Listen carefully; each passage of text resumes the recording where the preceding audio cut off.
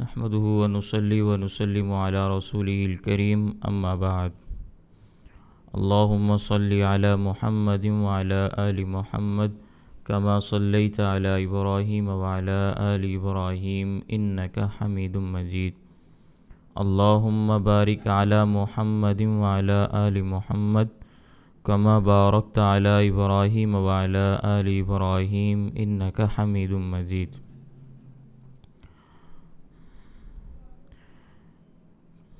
تقلید کا معنی میں نے آپ کے سامنے بیان کیا تھا۔ تقلید کی تعریف کہ مسائل اجتہادیہ میں غیر مجتہد کا کسی ایسے مجتہد کے مفتیٰ بہا مسائل کو بلا مطالبہ دلیل مان لینا، جس مجتہد کا مجتہد ہونا دلیل شرعی سے ثابت ہو اور اس کا مذہب اصولاً و فروعاً مدون ہو کر مقلد کے پاس تواتر کے ساتھ پہنچا ہو۔ یہ تقلید کی تعریف میں نے آپ کے سامنے بیان کی تھی۔ اس تعریف کے ضمن میں پہلا عنوان میں نے آپ کے سامنے یہ عرض کیا تھا کہ تقلید ہمیشہ مسائل اجتہادیہ میں ہوتی ہے، جنہیں مسائل غیر واضحہ کہا جاتا ہے۔ مسائل واضحہ مسائل غیر اجتہادیہ کہلاتے ہیں، واضح مسائل میں تقلید نہیں کی جاتی۔ غیر واضح مسائل میں تقلید کی جاتی ہے، انہیں مسائل اجتہادیہ کہا جاتا ہے، اور مسائل غیر واضحہ کی میں نے آپ کے سامنے 5 اقسام بیان کی، اور ان اقسام کی مثالیں بھی میں نے آپ کے سامنے بیان کی۔ تو یہ پہلا عنوان ہمارا مکمل ہو گیا ہے کہ تقلید ہمیشہ مسائل اجتہادیہ میں ہوتی ہے۔ پھر دوسری بات یہ ہے کہ تقلید ہمیشہ غیر مجتہد کرتا ہے۔ تقلید ہمیشہ وہ آدمی کرتا ہے جو خود درجہ اجتہاد پر فائز نہ ہو۔ جو خود مجتہد ہے اسے تقلید کرنے کی ضرورت نہیں ہے۔ جو مجتہد نہیں ہے، درجہ اجتہاد پر فائز نہیں ہے، تقلید وہ کرے گا۔ مجتہد پہ کسی کی تقلید واجب نہیں ہوتی، غیر مجتہد پر تقلید واجب ہوتی ہے۔ یہ ہمارا موقف ہے۔ اس کی مثال اگر آپ نے سمجھنی ہو تو بالکل اسی طرح ہے۔ ہر امتی پر کسی نہ کسی نبی کا کلمہ پڑھنا فرض ہوتا ہے۔ ہر امتی پر یہ لازم ہے، ضروری ہے کہ اگر وہ کامیاب ہونا چاہتا ہے، آخرت میں نجات حاصل کرنا چاہتا ہے، تو وہ نبی کا کلمہ پڑھے۔ لیکن جس نبی کا وہ کلمہ پڑھ رہا ہے، وہ نبی کسی اور کا کلمہ نہیں پڑھتا، اس لیے کہ وہ خود نبی ہے۔ تو جس طرح نبی پر کسی کا کلمہ پڑھنا فرض نہیں ہوتا کیونکہ وہ خود نبی ہوتا ہے، اسی طرح مجتہد پر بھی تقلید واجب نہیں ہوتی، اس لیے کہ وہ خود مجتہد ہوتا ہے۔ غیر مجتہد مجتہد کی تقلید کرتا ہے، جس طرح غیر نبی نبی کا کلمہ پڑھتا ہے۔ بات سمجھ میں آ گئی؟ اس پر میں ایک مثال آپ کے سامنے عرض کر دیتا ہوں۔ یہ خیرپور میرس سندھ کا علاقہ ہے۔ وہاں ہمارے حضرت امیر الامہ مولانا امین صفدر اوکاڑوی نور اللہ مرقدہ جمعہ پڑھانے کے لیے تشریف لے گئے۔ تو نماز کے بعد ایک نوجوان آیا، کہنے لگا سائیں، یہ سائیں وہاں کا ایک جملہ ہے جو جیسے ہم کہتے ہیں نا، او جی بات سنو، بھائی جان بات سنو، تو سائیں سندھی میں اس معنی کے اندر استعمال ہوتا ہے۔ تو کہنے لگا سائیں میں نے ایک مسئلہ پوچھنا ہے۔ ہمارے ہاں سائیں بیوقوف کو کہتے ہیں، تو علاقوں کے فرق کے ساتھ الفاظ کے معنی بدل جاتے ہیں، اس لیے اس کو اسی معنی میں لینا ہے۔ تو کہنے لگا سائیں میں نے ایک مسئلہ پوچھنا ہے۔ تو حضرت فرمانے لگے جی پوچھو. کہنے لگا کہ کیا تقلید کرنا واجب ہے؟ تقلید کرنا واجب ہے؟ تو حضرت نے فرمایا ہاں جی واجب ہے، ضروری ہے تقلید کرنا. کہنے لگا اگر کوئی آدمی تقلید نہ کرے تو پھر کیا ہوگا؟ تو حضرت فرمانے لگے بھی گناہ گار ہوگا. اگر کوئی آدمی تقلید نہ کرے، واجب کام کو چھوڑ دے تو گناہ گار ہوتا ہے کہ نہیں ہوتا؟ وتر پڑھنا واجب ہے، اگر کوئی چھوڑ دے تو گناہ ہوتا ہے کہ نہیں ہوتا؟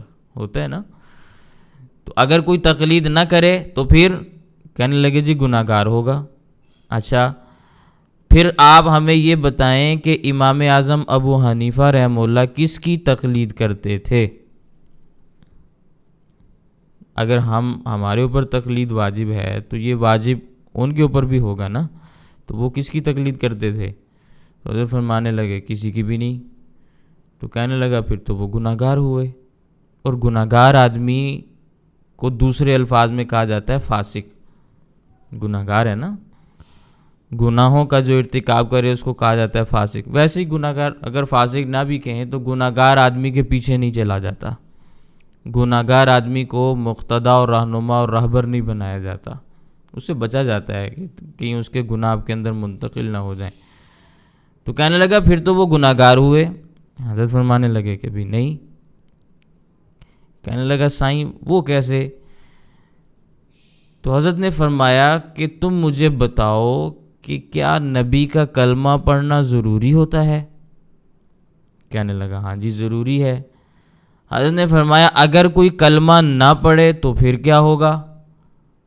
کہنے لگا جی وہ گمراہ ہوگا، کافر ہوگا، بے ایمان ہوگا.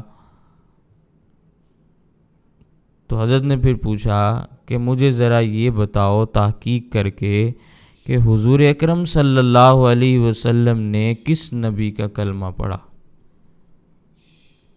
انہوں نے کہا کہ بھی کسی کا بھی نہیں. تو حضرت فرمانے لگے بھی کیوں نہیں پڑھا؟ کیوں نہیں پڑھا؟ کہنے لگے کہ بھی وہ خود نبی ہیں اس لیے نہیں پڑھا.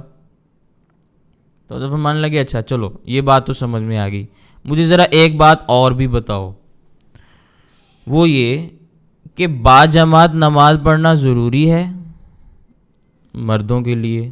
کہنے لگے جی ضروری ہے. اچھا حضرت نے پوچھا اگر کوئی آدمی نہ پڑھے تو پھر؟ تو وہ آدمی کہنے لگا کہ بھی اگر کوئی آدمی نہ پڑھے تو وہ گناہ گار ہوتا ہے. اچھا گناہ گار ہوتا ہے. اب ذرا تم مجھے باجماعت کا مطلب بتا سکتے ہو؟ کہنے لگے جی باجماعت کا مطلب یہ ہوتا ہے کہ چند لوگ ایک آدمی کے پیچھے کھڑے ہو جائیں، جیسے امام کرتا چلا جائے ویسے وہ کرتے رہیں. تو حضرت فرمانے لگے بھئی تم تو امام کے پیچھے کھڑے ہو کر باجماعت نماز پڑھتے ہو، تمہارا امام کس کے پیچھے کھڑے ہو کے باجماعت نماز پڑھتا ہے؟ تم تو باجماعت نماز پڑھ رہے ہو، اس کا مطلب یہ ہے کہ تمہارا امام بے جماعت نماز پڑھ رہا ہے، بغیر جماعت کے نماز پڑھ رہا ہے، وہ تو کسی کے پیچھے نہیں ہے. تو وہ کہنے لگا وہ اس لیے کسی کے پیچھے نہیں ہے اس لیے کہ وہ خود امام ہے.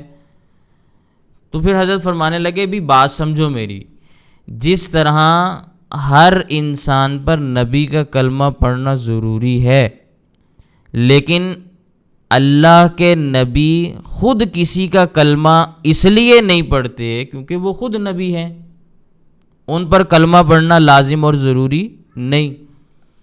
باجماعت نماز پڑھنا ضروری ہے، سارے آدمی ایک امام کے پیچھے کھڑے ہو جائیں، لیکن امام خود کسی کے پیچھے نہیں کھڑا ہوتا اس لیے کہ وہ خود امام ہے.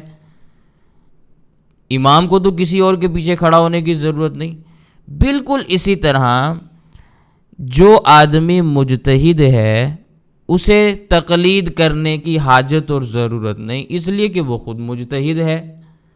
ہاں جو آدمی درجہ اجتہاد پر فائز نہیں، جس کا یہ مقام و مرتبہ نہیں، وہ کسی امام کی تقلید کرے گا تو پھر کامیاب ہوگا.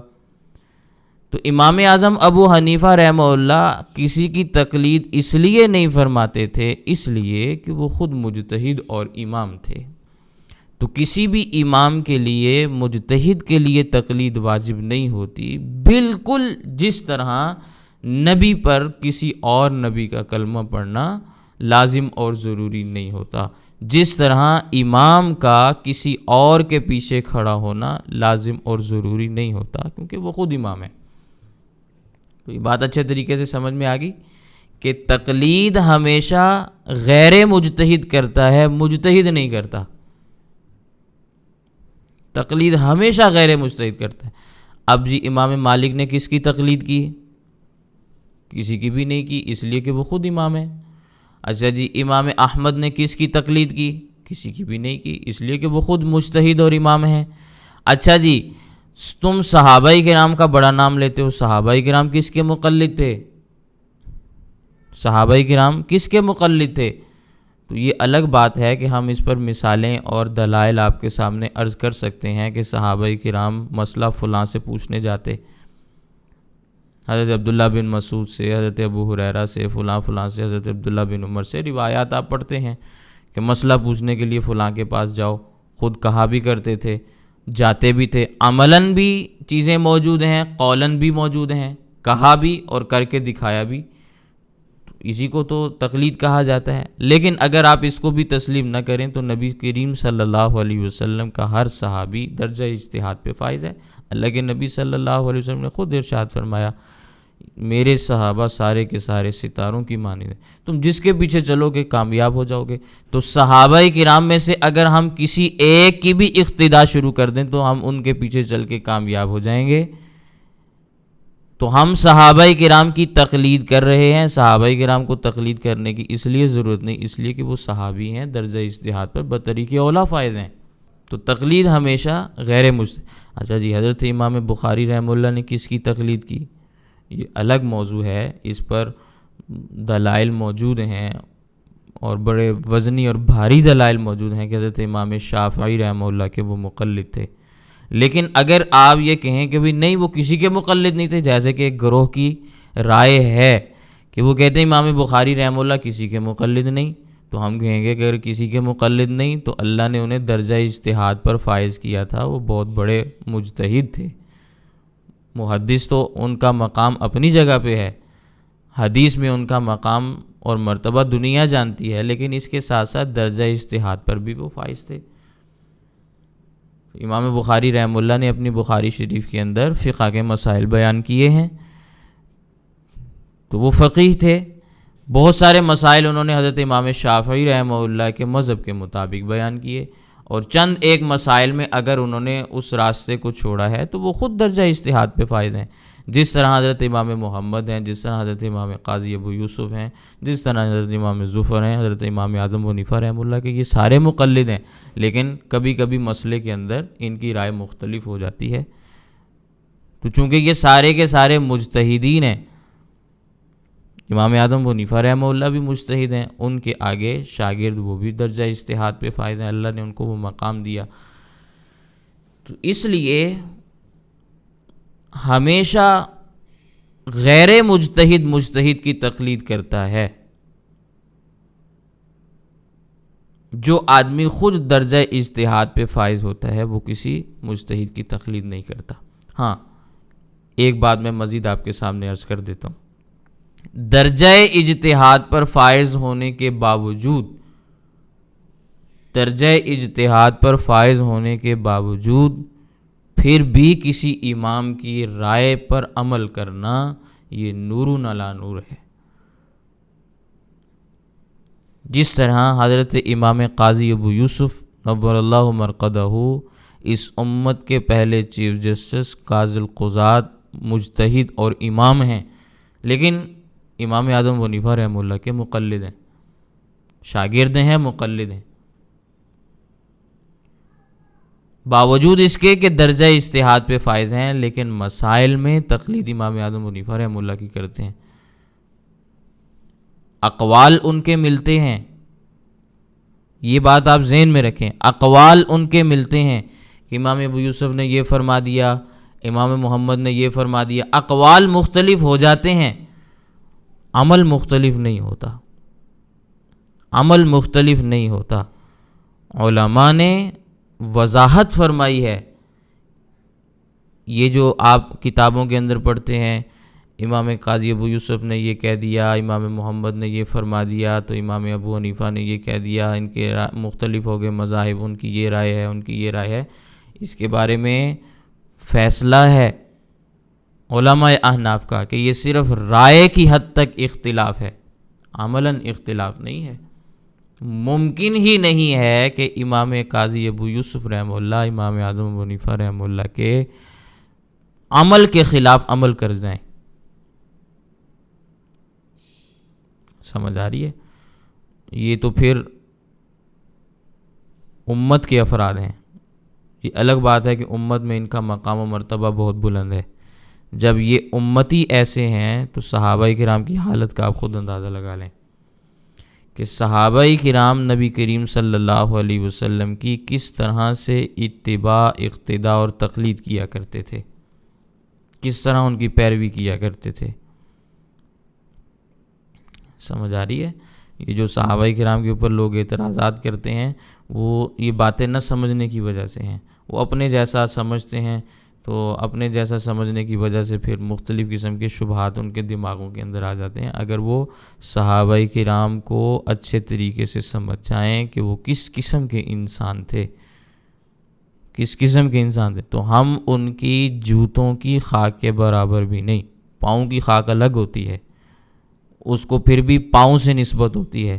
میں جوتی کی خاک کہہ رہا ہوں. سمجھ آ رہی ہے؟ دونوں میں فرق ہے. اس کو سمجھنا بے حد ضروری ہے. تو تقلید ہمیشہ غیر مجتہد مجتہد کی کرتا ہے. مجتہد کسی کی تقلید نہیں کرتا. ہاں البتہ پھر مجتہدین کے مراتب بھی ہیں، مجتہدین کے مراتب بھی ہیں. بعض مجتہدین ایسے ہوتے ہیں انہیں کہا جاتا ہے مجتہد فی المذہب. ان کے مذاہب الگ الگ ہیں، انہوں نے مذہب کا اجتہاد کیا ہے. امام شافعی کا الگ مذہب ہے، امام ابو حنیفہ کا الگ ہے. بعض ہوتے ہیں مجتہد فی المسائل. قاضی ابو یوسف کا مسئلہ الگ ہے اور امام محمد کا مسئلہ الگ ہے. یہ مجتہد فی المسائل. تو مختلف قسم کی ان کی پھر کیٹیگریز بھی ہوتی ہیں، وہ انشاءاللہ تفصیل کے ساتھ آپ کے سامنے آ جائیں گی کسی موقع پہ. تو اصل بات تو یہ ہے کہ جب آپ ایک دین کے درجے کو تسلیم کریں گے تو اس تسلیم کرنے کے بعد اس کی کیٹیگریز کے اوپر بھی گفتگو ہوگی. جب آپ نے سرے سے ایک چیز کا انکار کر دینا ہے کہ ہم اس چیز کو تسلیم ہی نہیں کرتے، تو آگے آپ کس چیز کو مانیں گے؟ آگے آپ کو کوئی بات بھی سمجھ میں نہیں آئے گی. پھر آپ کے ذہن کے اندر الجھنیں ہی رہیں گی کہ بھئی یہ کیسے اختلاف کرتے ہیں، باوجود اس کے کہ امام کی تقلید کرتے ہیں پھر بھی اختلاف کرتے ہیں، پھر بھی ان کا مذہب الگ ہے، پھر بھی یہ ہے، پھر بھی وہ ہے. اس قسم کی جتنی بھی چیزیں ہیں وہ ذہنوں کے اندر اسی وجہ سے آتی ہیں کہ آپ کو اصول معلوم ہی نہیں ہے، اصولی موقف آپ کو معلوم نہیں، اس وجہ سے آپ اس قسم کی گفتگو کر رہے ہیں. تو پہلی بات جو میں نے آج کے سبق میں عرض کی وہ یہ کہ تقلید ہمیشہ مقلد کرتا ہے، یعنی غیر مجتہد مجتہد کی کرتا ہے. مقلد ہمیشہ مجتہد کی تقلید کرتا ہے. جو درجہ اجتہاد پہ فائز نہیں ہے وہ مجتہد کے پیچھے چلے گا. پھر دوسری بات یہ ہے کہ تقلید ایسے مجتہد کی ہوتی ہے جس کا مجتہد ہونا دلیل شرعی سے ثابت ہو. تقلید ایسے مجتہد کی ہوتی ہے جس کا مجتہد ہونا دلیل شرعی سے ثابت ہو. اب دلائل شرعیہ کیا ہیں؟ ادلہ اربع، قرآن کریم، حدیث پاک، امت کا اجماع، قیاس شرعی، یہ ادلہ اربع ہے نا. تو دلائل شرعیہ سے مجتہد کا مجتہد ہونا ثابت ہو، ہم ایسے مجتہد کی تقلید کرتے ہیں. ہر مجتہد میدان کے اندر اتر کر اجتہاد کا دعویٰ کر دے اور ہم اس کے پیچھے چلیں، ایسا نہیں ہے. ہم نے ایک شرط لگائی ہے اور وہ شرط یہ ہے کہ اس کا مجتہد ہونا دلیل شرعی سے ثابت کر دو. آج کے زمانے میں کوئی آدمی کہے کہ بھی میں مجتہد ہوں تو ہم اسے کہیں گے بھی ٹھیک ہے، آپ اپنے طور پہ اپنے آپ کو مجتہد سمجھتے ہیں تو ٹھیک ہے، سمجھی جائیں، لیکن ہمیں دلائل شرعیہ سے اپنا مجتہد ہونا ثابت کر کے دکھا دیں۔ دلائل شرعیہ سے، قرآن کریم سے، احادیث سے، اجماع سے اپنا مجتہد ہونا ثابت کر دیں، ہم آپ کی تقلید شروع کر دیں گے۔ حضرت علامہ علی شیر حیدری نور اللہ مرقدہ دنیا سے چلے گئے، وفات پا گئے، شہید ہو گئے۔ وہ فرمایا کرتے تھے، مثال کے طور پر اگر میں دعویٰ کروں کہ میں مجتہد ہوں تو کیا میری تقلید ہو سکتی ہے؟ اگر میں دعویٰ کر دوں آج کے اس زمانے میں، میرے خیال سے 2010 کے اندر یا 12 کے اندر ان کی شہادت ہے، تو وہ فرمایا کرتے تھے اگر میں دعویٰ کر دوں کہ میں مجتہد ہوں تو میری تقلید کرو گے؟ تو اس کا صاف اور واضح جواب یہ ہے کہ ہم آپ کی تقلید نہیں کریں گے، اس لیے کہ آپ کا مجتہد ہونا قرآن کریم سے، حدیث پاک سے، اجماع سے ثابت نہیں ہے۔ جب ثابت نہیں ہے تو پھر ہم آپ کی تقلید کیسے کریں گے؟ تقلید تو ایسے مجتہد کی ہوتی ہے جس کا مجتہد ہونا دلیل شرعی سے ثابت ہو۔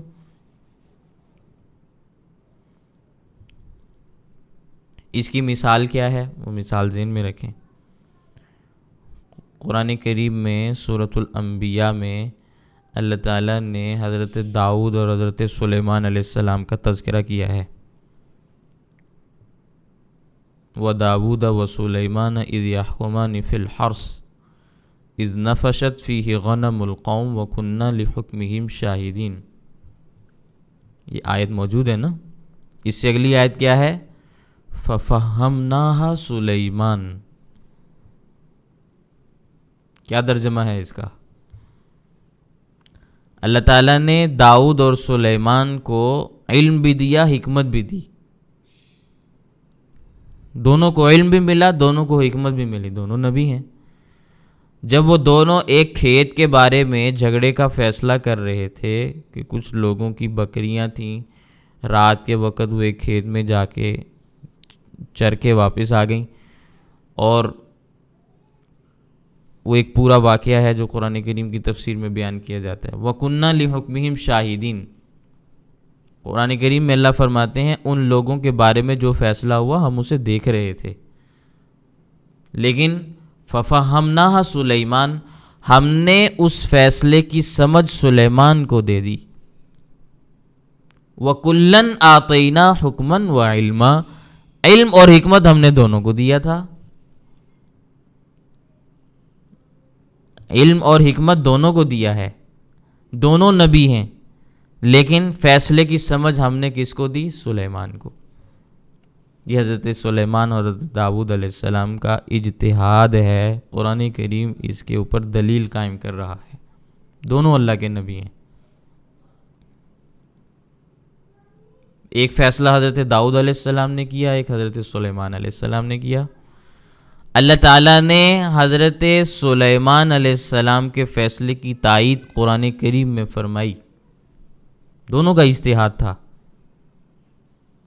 لیکن ان دونوں کے اجتہاد میں اجر تو دونوں کو ملا، ایک ایک اجر دونوں کو ملا، لیکن سلیمان علیہ السلام کو ایک اجر اضافی ملا، کیونکہ ان کا اجر، ان کا جو فیصلہ تھا وہ درستگی کے اوپر تھا۔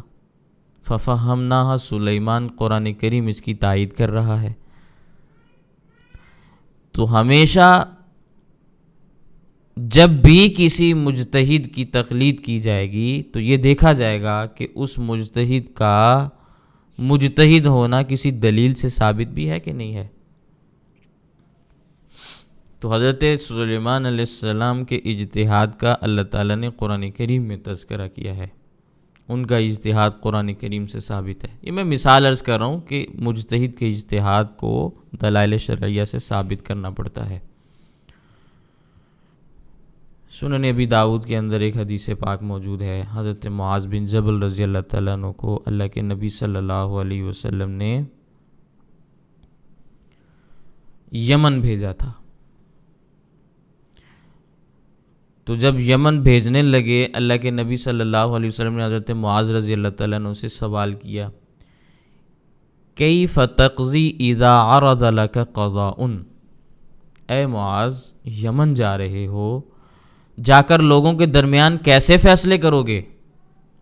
اذا عرض لک قضاء، جب آپ کے سامنے مسئلہ آئے گا تو کیسے فیصلہ کرو گے؟ کیف تقضی، قال اقضی بکتاب اللہ، حضرت معاذ رضی اللہ تعالیٰ عنہ فرمانے لگے میں کتاب اللہ کو سامنے رکھ کر لوگوں کے فیصلے کروں گا، یعنی کتاب اللہ سے مسئلہ تلاش کروں گا اور جو مسئلہ کتاب اللہ میں موجود ہوگا میں وہ بیان کر دوں گا، بتا دوں گا، اس کے مطابق فیصلہ کر دوں گا۔ قال، نبی کریم صلی اللہ علیہ وسلم نے فرمایا فَإِن لَّمْ تَجِدْ فِي کتاب اللہ، اگر وہ مسئلہ آپ کو کتاب اللہ میں نہ ملے تو پھر کیا کرو گے؟ قال فَبِسُنَّةِ رسول اللہ صلی اللہ علیہ وسلم، تو حضرت معاذ رضی اللہ تعالیٰ عنہ فرمانے لگے کہ پھر میں نبی کریم صلی اللہ علیہ وسلم کی سنت میں اس کا حل تلاش کروں گا، سنت رسول اللہ کو کھولوں گا، دیکھوں گا وہاں پہ اس مسئلے کا حل موجود ہے کہ نہیں ہے۔ قال، نبی کریم صلی اللہ علیہ وسلم نے فرمایا فَإِن لَّمْ تَجِدْ فِي سُنَّةِ رسول اللہ صلی اللہ علیہ وسلم وَلَا فِي کتاب اللہ، اگر تمہیں سنت رسول اللہ میں بھی مسئلہ نہ ملے، کتاب اللہ میں بھی نہ ملے تو پھر کیا کرو گے؟ قال اجتہد برأیی ولا آلو، میں اپنی رائے سے اجتہاد کروں گا اور اس میں کسی قسم کی کوتاہی نہیں کروں گا، اپنی رائے سے اس مسئلے کو حل کرنے کی کوشش، اجتہد، میں اجتہاد کروں گا۔ فضرب رسول اللہ صلی اللہ علیہ وسلم صدرہ، اللہ کے نبی صلی اللہ علیہ وسلم نے حضرت معاذ رضی اللہ عنہ کے سینے پہ ہاتھ مارا، وقال، اور فرمایا الحمدللہ الذی وفق رسول اللہ لما یرضی رسول اللہ۔ آج کے زمانے میں کوئی آدمی کہے کہ میں اجتہاد کروں گا یا مجتہد کی بات کو فالو کروں گا تو لوگ کہیں گے استغفر اللہ، اور اللہ کے نبی صلی اللہ علیہ وسلم کیا فرما رہے ہیں؟ اجتہد برأیی، جب حضرت معاذ فرما رہے اجتہاد کی بات سن کے الحمدللہ، الحمدللہ۔ تو مقلد اور غیر مقلد میں یہ بہت بڑا فرق ہوتا ہے کہ غیر مقلد ہمیشہ نبی کے مخالف چلتا ہے، نبی الحمدللہ کہیں گے تو یہ استغفر اللہ کہے گا۔ اور اس کی ایک مثال میں نے ابھی آپ کے سامنے عرض کی، اور بھی مثالیں آئیں گی، میں اور بھی آپ کے سامنے نشاندہی عرض کروں گا۔ یہ نشانی ہے غیر مقلد ہونے کی کہ نبی کے فیصلے کے خلاف، نبی کی خوشی کے خلاف جو کام کرتا ہے وہ غیر مقلد ہوتا ہے۔ اور مقلد ہمیشہ وہ کام کرتا ہے جسے نبی نے پسند کیا۔ تو لوگوں کو الو بنانا تو بڑا آسان ہوتا ہے کہ بھی مقلدین امام کی بات مانتے ہیں، نبی کی بات نہیں مانتے، حالانکہ خود تم نبی کی بات نہیں مان رہے ہوتے، مقلد امام کے واسطے سے نبی کی بات مان رہا ہوتا ہے، اور اس کا طرز عمل نبوت کے طرز عمل کے بالکل مطابق ہوتا ہے۔ تو ہم بھی یہی بات کہتے ہیں الحمدللہ، اجتہاد پر ہم کیا کہتے ہیں؟ الحمدللہ، اللہ کا شکر ہے کہ اللہ نے ہمارے ائمہ کو درجہ اجتہاد پہ فائز کیا، ہمیں ان کا مقلد بنایا۔ اللہ کا شکر ہے کہ ہمیں دین کی سمجھ اور فقاہت مل گئی، دین پر عمل کرنا ہمیں مل گیا۔ انشاءاللہ اللہ کے فضل و کرم سے اللہ تعالی ہماری آخرت کو بھی بھلا فرما دیں گے، کامیابی عنایت فرما دیں گے۔ تو حضرت معاذ رضی اللہ تعالیٰ نے جب یہ فرمایا نا اجتہد برأیی ولا آلو، تو اللہ کے نبی صلی اللہ علیہ وسلم نے فرمایا الحمدللہ الذی وفق رسول اللہ لما یرضی رسول اللہ۔ اے اللہ تیرا شکر ہے تو نے اپنے نبی کے نبی سے، اپنے رسول کے رسول سے، یعنی اپنے نبی کے قاصد سے، رسول اللہ، ایک اللہ کا رسول ہے اور ایک حضرت نبی کریم صلی اللہ علیہ وسلم کا رسول ہے۔ رسول کس کو کہتے ہیں؟ قاصد کو۔ اللہ کا رسول کون ہے؟ نبی کریم صلی اللہ علیہ وسلم۔ نبی کریم صلی اللہ علیہ وسلم کا رسول کون ہے؟ یعنی قاصد حضرت معاذ، ان کو بھیجا جا رہا ہے۔ تو رسول اللہ اپنے نبی کے قاصد سے وہ بات کہلوا دی لما یرضی رسول اللہ، جس سے اے اللہ تیرا قاصد خوش ہے، تیرا رسول خوش ہو گیا ہے۔ تو اللہ کے نبی صلی اللہ علیہ وسلم حضرت معاذ رضی اللہ عنہ کی بات سن کے خوش ہو رہے ہیں۔ میں نے یہ بات آپ کے سامنے اس لیے عرض کی کہ یہ حضرت معاذ رضی اللہ عنہ کا اجتہاد ہے، اور اس اجتہاد پر حدیث رسول اللہ موجود ہے۔ سمجھ آ رہی میری بات؟ تو کتاب اللہ سے بھی ایک مثال عرض کر دی، حدیث رسول اللہ سے بھی میں نے مثال عرض کر دی، صرف اور صرف یہ بتلانے کے لیے کہ مجتہد کا مجتہد ہونا دلیل شرعی سے ثابت ہونا چاہیے۔ تو صحابہ کرام میں بھی مجتہدین موجود تھے، ٹھیک ہے۔ ایک بات آپ کے سامنے اور بھی عرض کر دیتا ہوں اجماع امت کے حوالے سے۔ پوری کی پوری امت کا اس بات کے اوپر اجماع ہے کہ ائمہ اربعہ حضرت امام اعظم ابو حنیفہ، امام احمد، امام مالک، حضرت امام شافعی نور اللہ مراقدہم، ان کا مجتہد ہونا امت کے اجماع سے ثابت ہے، اور ان کی تقلید پر بھی امت کا اجماع ہے۔ الاشباہ والنظائر علامہ زین العابدین ابن نجیم مصری نور اللہ مرقدہ کی کتاب ہے، اس میں یہ بات موجود ہے، وما خالف الائمۃ الاربعہ مخالف للاجماع، ائمہ اربعہ کے خلاف فیصلہ اجماع کے خلاف فیصلہ ہے۔ ائمہ اربعہ کے خلاف فیصلہ اجماع کے خلاف، اس کا کیا مطلب کہ ائمہ اربعہ کا مجتہد ہونا اس پر بھی اجماع ہے، اور ان کی تقلید کے اوپر بھی اجماع ہے، اس سے چھٹکارا اور الگ راہ اپنانے کی کوئی گنجائش موجود نہیں۔ اگر آپ یہ کریں گے تو آپ اجماع کے خلاف کر رہے ہیں۔ اجماع یہ ہے کہ ان ائمہ کے فیصلوں کو قبول کیا جائے اور ان کی تقلید کی جائے۔ حضرت امام شاہ ولی اللہ محدث دہلوی نور اللہ مرقدہ نے اپنی کتاب حجت اللہ البالغہ میں یہ بات بیان فرمائی ہے، ان هذه المذاہب الاربع المدونہ المحررہ قد اجتمعت الامہ، کہ یہ مذاہب اربع جو مدون اور مرتب ہو گئے ہیں، اور پوری امت نے یا امت کے ایسے افراد جن پر بہت زیادہ اعتماد ہے، ایک تو امت کا نچلا طبقہ ہے نا، ایک وہ طبقہ ہے جس پر امت اعتماد کرتی ہے، امت کا قابل اعتماد طبقہ، انہوں نے ان مذاہب اربعہ کی تقلید کے جواز پر اجماع کر لیا ہے، علی جواز تقلیدہا الی یومنا ھذا، امام شاہ ولی اللہ محدث دہلوی کی عبارت ہے، اور یہ اجماع ان کا آج تک باقی ہے۔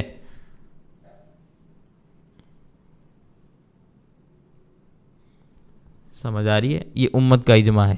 نقل کون کر رہے ہیں؟ شاہ ولی اللہ محدث دہلوی رحمہ اللہ، جو اس بر صغیر پاک و ہند کی سند ہیں، صرف ہماری نہیں، ہر فرقے کی۔ کوئی بھی فرقہ جو مسلمان ہونے کا دعویٰ کرے، پھر حدیث بیان کرے، حدیث کو مانتا ہو، اور وہ شاہ ولی اللہ کے بغیر آگے گزر جائے نبی کریم صلی اللہ علیہ وسلم تک ہندوستان میں ہوتے ہوئے، ممکن ہی نہیں ہے، ممکن ہی نہیں ہے۔ تو شاہ ولی اللہ کی حدیث تسلیم کرتے ہو، شاہ ولی اللہ کی یہ بات نہیں مانتے، شاہ ولی اللہ کی سند کو تو بیان کرتے ہو، اسی شاہ ولی اللہ نے جو بات بیان کی ہے اسے نہیں مانتے۔ انہوں نے اجماع امت بیان کیا ہے۔ پھر بہت مشہور اور معروف محدث اور مفسر ہیں قاضی ثناء اللہ پانی پتی رحمہ اللہ، تفسیر مظہری جنہوں نے لکھی ہے، وہ اپنی تفسیر کے اندر یہ بات بیان کرتے ہیں، فَإِنَّ أَهْلَ السُّنَّةِ قَدْ افْتَرَقَ بَعْدَ الْقُرُونِ الثَّلَاثَةِ أَوِ الْأَرْبَعَ عَلَى أَرْبَعَةِ مَذَاهِبَ وَلَمْ يَبْقَ مَذْهَبٌ فِي فُرُوعِ الْمَسَائِلِ سِوَى هَذِهِ الْأَرْبَعَةِ قَدْ انعقد الْإِجْمَاعُ الْمُرَكَّبُ عَلَى بُطْلَانِ قَوْلِ يُخَالِفُ كُلَّهُمْ، کہ تیسری یا چوتھی صدی کے فروعی مسائل میں اہل السنت والجماعت کے 4 مذاہب ہیں، بس کوئی 5واں مذہب باقی نہیں رہا۔ تو گویا اس امر پر اب اجماع ہو گیا ہے کہ جو قول ان چاروں کے خلاف ہے وہ باطل ہے. اب ان چاروں کے خلاف آپ پانچویں رائے لے کر آئیں گے، وہ مخالف ہے، وہ باطل ہے. سمجھ آ رہی ہے میری بات؟ میں نے آپ کے سامنے صرف اور صرف یہ بات بیان کرنے کی کوشش کی ہے کہ ہم نے جس امام کی تقلید کرنی ہے، جس مجتہد کے اجتہاد کو فالو کرنا ہے، تو اس مجتہد کا مجتہد ہونا دلیل شرعی سے ثابت ہونا چاہیے. اور دلیل شرعی کوئی بھی ہو، کتاب اللہ ہو، حدیث رسول اللہ ہو اور اجماع امت ہو، تو ہم اس کو تسلیم کر لیتے ہیں. ائمہ اربعہ کی تقلید پر امت کا اجماع موجود ہے. ائمہ اربعہ کی تقلید پر امت کا اجماع موجود ہے. ان ائمہ کو چھوڑ کر، چار ائمہ کو چھوڑ کر، پانچویں امام کو نہ تسلیم کرنے پر امت کا اجماع موجود ہے. اس لیے ہم کہتے ہیں کہ یہ چار ہی مذاہب ہیں اور یہ چار ہی ائمہ ہیں. ان کا مجتہد ہونا اور ان کی تقلید کرنا اجماع سے ثابت ہے، وہ دلیل شرعی ہے، ہم اسے تسلیم کرتے ہیں اور پھر اس کے مطابق ہم عمل کرتے ہیں. لیکن فائدے کے طور پر میں ایک بات آپ کے سامنے اور بھی عرض کر دیتا ہوں. ہم نے ائمہ اربعہ کے مذاہب کو اجماع سے ثابت کیا ہے. اجماع سے ثابت کیا ہے نا. ایک فریق ہندوستان میں ایسا موجود ہے، وہ نعرہ لگاتا ہے کہ اہل حدیثوں کے دو اصول، کتاب اللہ اور حدیث رسول. وہ نہ اجماع کو مانتا ہے نہ قیاس کو مانتا ہے. تو جب وہ اجماع کو مانے گا ہی نہیں تو ہماری یہ دلیل بھی نہیں مانے گا کہ مان لے گا. ہم نے ائمہ اربعہ کی تقلید کے اوپر اجماع پیش کیا ہے نا. ان کے اجتہاد پر اور ان کی تقلید پر امت کا اجماع پیش کیا کہ وہ مجتہد بھی برحق ہیں اور ان کی تقلید بھی کی جاتی ہے. یہ دونوں چیزیں امت کے اجماع سے ثابت. تو دو باتیں میں نے آپ کے سامنے عرض کر دیں. تیسری بات بھی سمجھ لیں. ہم نے تقلید کی تعریف میں یہ بات بیان کی تھی کہ تقلید ہمیشہ مفتہ بہا مسائل میں ہوتی ہے. تعریف میں یہ بات آپ کے سامنے گزری ہے نا کہ مفتہ بہا مسائل کو بلا مطالبہ دلیل ماننا. بلا مطالبہ دلیل تو آگے آئے گا. میں ابھی مفتہ بہا مسائل آپ کے سامنے عرض کرنے لگا ہوں. کتب فقہ کے اندر دو قسم کے مسئلے موجود ہوتے ہیں. بعض مسائل کو کہا جاتا ہے کہ یہ مسائل مفتہ بہا ہیں، یعنی ان کے مطابق فتویٰ دیا گیا ہے. مفتہ بہا مسائل، ان مسائل کے مطابق فتویٰ دیا جاتا ہے. یعنی کوئی سائل سوال کرتا ہے تو جواب میں آپ نے کون سا فتویٰ دینا ہے، یہ مفتہ بہا مسائل کہلاتے ہیں. کتابوں کے اندر ایسے مسائل بھی ہیں اور کتابوں کے اندر غیر مفتہ بہا مسائل بھی موجود ہیں کہ جنہیں پڑھا تو جاتا ہے لیکن ان کے مطابق فتویٰ نہیں دیا جاتا. پڑھا تو جاتا ہے لیکن ان کے مطابق فتویٰ نہیں دیا جاتا. آپ کو یاد ہوگا میں نے سبق کے اندر نکاح کے متعلق ایک بات بیان کی تھی. کس کس نے سنی ہے صبح کے سبق کے اندر؟ اس میں نے دو باتیں بیان کی تھیں کہ مسئلہ بیان تو یہ کیا جاتا ہے لیکن یہ مسئلہ کتاب کے اندر لکھا ہوا بھی موجود ہے. فتویٰ تو نہیں دیا جاتا ہے اس کے مطابق، لیکن یہ جزئی بھی ذہن میں رکھنا ضروری ہے. سمجھ آ رہی ہے؟ تو میں جو بات عرض کرنے لگا تھا وہ یہ کہ مسائل فقہ کے اندر جو مسائل کی کتابیں ہیں ان کے اندر دونوں قسم کے مسئلے موجود ہوتے ہیں، غیر مفتہ بہا بھی، مفتہ بہا بھی. پڑھا سبھی کو جاتا ہے، مفتہ بہا مسائل بھی پڑھے جاتے ہیں، غیر مفتہ بہا مسائل بھی پڑھے جاتے ہیں. البتہ دونوں کو پڑھنے کے بعد یہ سمجھنا ضروری ہوتا ہے کہ اب ہم نے کس رائے کے مطابق، کس مسئلے کے مطابق فتویٰ دینا ہے، مسئلہ بیان کون سا کرنا ہے. میں اس کی مثال آپ کے سامنے عرض کرتا ہوں اگر آپ کو بات سمجھ میں نہ آئے. کتب احادیث میں ہر قسم کی احادیث موجود ہیں. جہاں صحیح احادیث موجود ہیں وہاں ضعیف اور موضوع قسم کی روایات بھی موجود ہیں کہ نہیں ہیں؟ ضعیف روایات بخاری میں ہیں کہ نہیں ہیں؟ مسلم میں ہیں کہ نہیں ہیں؟ ابو داؤد میں، نسائی میں، ابن ماجہ میں ہیں، سبھی میں ہے نا۔ تو اس کا کیا مطلب ہے کہ اب ان روایات کو بخاری سے نکال دینا چاہیے، مسلم سے نکال دینا چاہیے، جیسے کہ ایک فریق نے یہ کام کیا۔ اللہ ان کو غارت کرے اور ان کو تباہ و برباد کرے جو اس قسم کے کام کرتے ہیں کہ بخاری سے احادیث جو اپنے مذہب کے خلاف تھے ان سب کو ضعیف ڈکلیئر کر کے کتاب سے نکال دیا۔ مختصر بخاری کے نام سے مارکیٹ میں بخاری موجود ہے، اور آپ کی ایپس کے اوپر بھی وہی بخاری چلتی ہے، اس میں احادیث آپ تلاش کرتے ہیں آپ کو ملتی ہی نہیں ہے، پھر کہتے ہیں بخاری میں تو یہ حدیث ہے ہی نہیں۔ تمہاری بخاری میں نہیں ہے، ہماری بخاری میں ہے۔ یہی حال صحیح مسلم کے ساتھ کیا، یہی جامع ترمذی کے ساتھ کیا۔ اب لوگ کہتے ہیں احادیث ہے ہی نہیں، آپ جھوٹ بولتے ہو۔ بھی ہم جھوٹ نہیں بولتے، ذرا جو بخاری، اصل بخاری امام بخاری نے لکھی ہے اس کو کھول کے دیکھو، پھر آپ کو حدیث نہ ملے تو پھر کہنا۔ تو خیر یہ ساری احادیث کتابوں کے اندر موجود ہوتی ہیں، ایک ہی کتاب ہے اس میں صحیح احادیث بھی موجود ہیں، ضعیف احادیث بھی موجود ہیں۔ تو آپ جب پڑھتے ہیں، پڑھنے کے بعد آپ کہہ دیتے ہیں یہ احادیث ضعیف ہے، کیوں ضعیف ہے؟ یہ وجہ ہے، یہ علت ہے، اس وجہ سے ضعیف ہے۔ تو پڑھا تو جاتا ہے نا، اس کو سمجھا تو جاتا ہے نا، ترجمہ کیا جاتا ہے، بات کیا بیان کی گئی ہے وہ بھی سمجھی جاتی ہے۔ لیکن ضعیف کے مقابلے میں صحیح کے اوپر عمل کیا جاتا ہے، ضعیف پر عمل نہیں کرتے، پڑھتے بھی ہیں، احترام بھی کرتے ہیں۔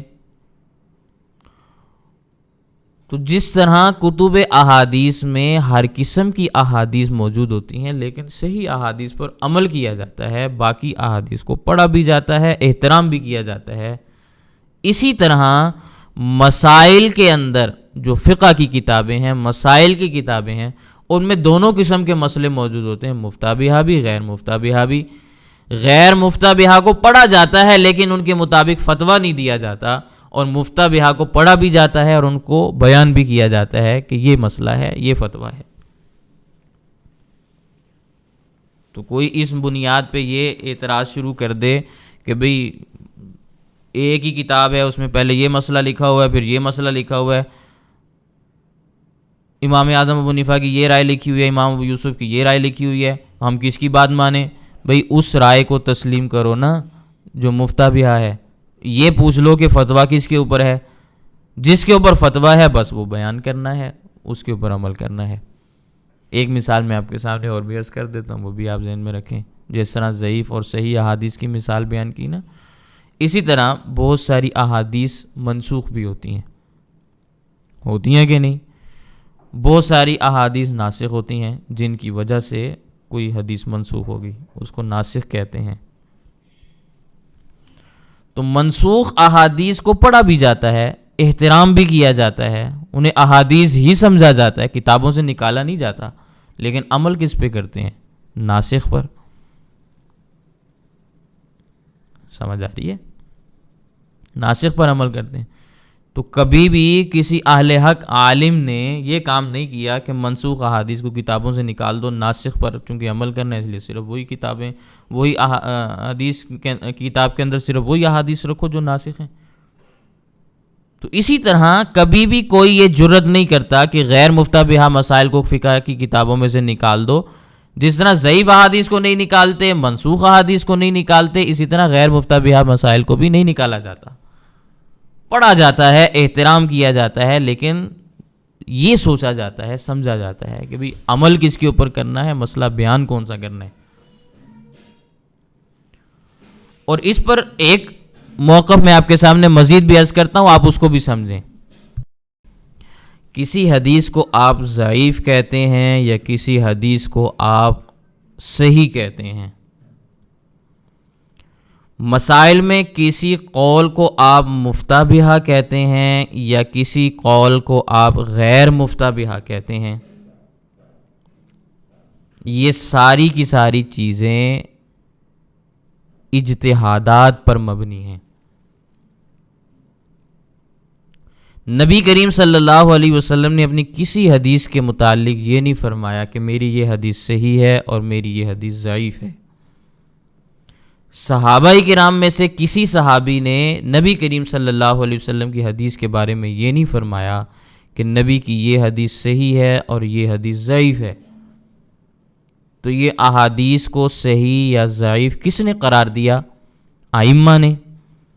ائمہ نے اپنے اجتہادات سے، محدثین نے، اسماء الرجال کے ماہرین نے اپنے اجتہاد سے کسی حدیث کے اوپر ضعف کا حکم لگایا تو کسی کے اوپر صحیح ہونے کا حکم لگایا۔ تو یہ امر اجتہادی ہے نا۔ عجیب بات یہ ہے کہ ائمہ، محدثین، اسماء الرجال کے ماہرین کے اس اجتہاد کو تسلیم کرتے ہوئے لوگ احادیث کو صحیح اور ضعیف تو بتلاتے ہیں۔ جو لوگ اجتہاد کو مانتے ہی نہیں، تقلید کرتے ہی نہیں کسی کی، اس معاملے میں آپ ان کے سامنے حدیث بیان کریں گے، وہ فوراً کہہ دیں گے حدیث ضعیف ہے۔ ان سے پوچھو تمہارے ابے نے کہا ہے یہ حدیث ضعیف ہے؟ تمہیں جبرائیل امین نے آ کے بتلایا ہے یہ حدیث ضعیف ہے؟ تمہیں نبی کریم صلی اللہ علیہ وسلم نے بتلایا یہ حدیث ضعیف ہے؟ منہ بند ہو جائے گا، کوئی جواب نہیں دے سکیں گے۔ کیا کہیں گے؟ بھئی فلاں امام نے کہا۔ بھئی حدیث کے معاملے میں فلاں امام کے اجتہاد کو قبول کر سکتے ہو تو مسائل میں فقہ کے امام کی بات کو کیوں نہیں تسلیم کر سکتے؟ جس دلیل کی بنیاد پہ تم نے محدث کے اجتہاد کو تسلیم کیا ہے، اسی دلیل کی بنیاد پہ فقہ کا اجتہاد بھی ثابت ہے، اور جس دلیل کی بنیاد پہ تم فقہا کے اجتہاد کو مسترد کرتے ہو، اسی دلیل کی بنیاد پہ پھر محدثین کا اجتہاد بھی مسترد ہوتا ہے۔ پھر دونوں کو نہ مانو، ایک کو ماننا اور دوسرے کو نہ ماننا، یہ کہاں کی درستگی ہے؟ ایک بات تو میں نے یہ عرض کی کہ احادیث کو ضعیف قرار دینا یا صحیح قرار دینا یہ تو امر اجتہادی ہے۔ ممکن ہے کسی حدیث کو آپ ضعیف کہہ دیں، حقیقت میں وہ صحیح ہو، ممکن ہے کہ نہیں ہے؟ عین ممکن ہے۔ اور کسی حدیث کو آپ صحیح کہہ رہے ہوں، حقیقت میں وہ ضعیف ہو، یہ بھی ممکن ہے۔ بالکل اسی طرح فقہ کے ایک مسئلے کو آپ غیر مفتبیہ کہہ دیتے ہیں اور اس کو کتاب سے نکال دیتے ہیں، حقیقت میں وہ مفتبیہ ہو، ممکن ہے کہ نہیں ہے؟ وہی صحیح مسئلہ ہو، اور ایک مسئلے کو آپ مفتبیہ کہہ کر اس کے مطابق فتویٰ دے دیں، حقیقت میں وہ غیر مفتبیہ ہو۔ اجتہادات پر یہ معاملات ہیں نا۔ اجتہاد درست بھی ہو سکتا ہے، خطا پر بھی ہو سکتا ہے، دونوں احتمالات ہیں، کیونکہ یہ فیصلے نبی کے نہیں ہیں، امتیوں کے ہیں۔ تو جب خطا اور ثواب دونوں کا احتمال ہوتا ہے تو اس میں پھر دوسری چیز کو نکالا نہیں جاتا کہ کتاب سے ہی نکال دو آپ۔ اس لیے تقلید مفتبیہ مسائل میں ہوتی ہے، غیر مفتبیہ مسائل کو پڑھا بھی جاتا ہے، ان کا ادب اور احترام بھی کیا جاتا ہے۔ ہم علماء احناف نماز میں ترک رفع یدین کے قائل ہیں، چھوڑ دینے کے قائل ہیں، ترک کر دینے کے قائل ہیں۔ ہماری کتابوں میں مسئلہ بیان کیا جاتا ہے تو یوں ہی بیان کیا جاتا ہے کہ بھئی نماز میں رفع یدین نہیں ہے۔ اگر مسئلہ یہ بیان کیا جائے کہ نماز میں رکوع جاتے ہوئے رفع یدین کیا جائے، حنفی عالم کی کسی کتاب کے اندر یہ بات لکھی ہوئی ہو تو ہم کہیں گے یہ غیر مفتبیہ ہے، غیر مفتبیہ ہے۔ کتاب کے اندر یہ بات لکھی ہوئی ہے، ہم پڑھتے بھی ہیں، پڑھاتے بھی ہیں، اس کا ادب اور احترام بھی کر رہے ہیں، لیکن مفتبیہ مسئلہ کیا ہے کہ نماز میں رفع یدین چھوڑ دیا گیا، ترک کر دیا گیا، تو ہم نماز میں رفع یدین نہیں کرتے۔ مسئلے دونوں کتابوں میں لکھے ہوئے ہیں، تسلیم ہم کس کو کرتے ہیں؟ ترک کو۔ بات سمجھ میں آ گئی؟ کبھی بھی ہم نے یہ جسارت نہیں کی کہ یہ جو، چونکہ ہم ترک رفع یدین کے قائل ہیں تو رفع یدین کی روایات ہم کتابوں سے نکال دیں، احادیث نکال دیں، کیونکہ ہم تو ترک کو مانتے ہیں نا، تو ترک والی رکھیں گے، باقی نکال دیں گے۔ نہ کبھی ہم نے یہ کام کیا کہ اگر ہماری کتابوں میں سے علماء احناف کی کسی کتاب میں ہمارے امام کے خلاف کوئی مسئلہ لکھا ہوا ہے تو ہم اس کو نکال دیں۔ وہ پاگل اور بے وقوف لوگ تو ان کتابوں سے حوالے اٹھا کے بیان کریں گے کہ دیکھو تمہاری کتاب کے اندر یہ لکھا ہوا ہے، ہمیں بھی پتہ ہے لکھا ہوا ہے، لیکن اس کے مطابق فتویٰ نہیں دیا جاتا۔ وہ غیر مفتبیہ مسئلہ ہے، تقلید مفتہ بہا مسائل میں ہوتی ہے، غیر مفتہ بہا مسائل میں نہیں ہوتی۔ تو جب یہ ساری کی ساری جزیات آپ کو سمجھ میں آئیں گی تو تقلید کا مسئلہ بھی سمجھ میں آئے گا، اور بہت اچھے طریقے سے آپ کو انشاءاللہ ثم انشاءاللہ اللہ تعالیٰ شرح صدر بھی عطا فرمائیں گے مسائل کے معاملات میں، فقہ کے معاملات میں۔ تو یہ چند ایک گزارشات ہیں جو میں نے آپ کے سامنے عرض کی ہیں۔ اللہ تعالیٰ ہمیں بات کو اچھے طریقے سے سمجھنے کی، اور پھر سمجھ آ جائے تو قبول کرنے کی، قبول بھی ہو جائے تو پھر آگے پھیلانے کی توفیق عنایت فرمائے۔ وآخر دعوانا الحمد للہ رب العالمین۔ کسی کا کوئی سوال ہے تو عرض کر دیں۔